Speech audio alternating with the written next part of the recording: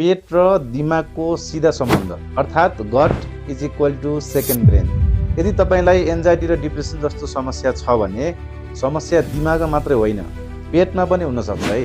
हामीले सधैँ सोच्थ्यौँ mental health भनेको केवल दिमागसँग मात्रै जोडिएको हुन्छ, तर तपाईँ हाम्रो यो धारणा अहिलेको नयाँ रिसर्चले बदल्दैछ। रिसर्च अनुसार हाम्रो पेटभित्र रहेका करोडौं ब्याक्टेरिया, जसलाई माइक्रोबियोम भनिन्छ, जो सिधै दिमागसँग कम्युनिकेसन गर्छ, जसलाई गट ब्रेन एक्सिस पनि भनिन्छ। अझ अचम्मको कुरा त के छ भने शरीरको करिब 90% सेरोटोनिन अर्थात् ह्याप्पी हर्मोन पेटमै उत्पादन हुन्छ।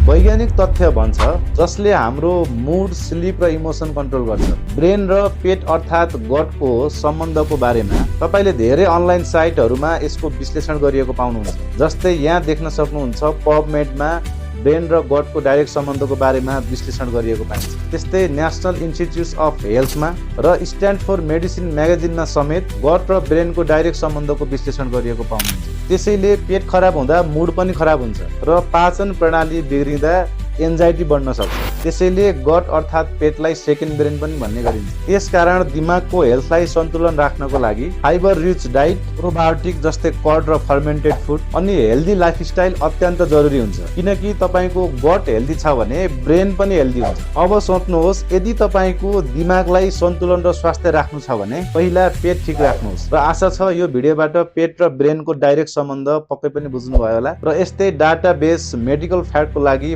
फलो गर्न नभुल्नु होला है।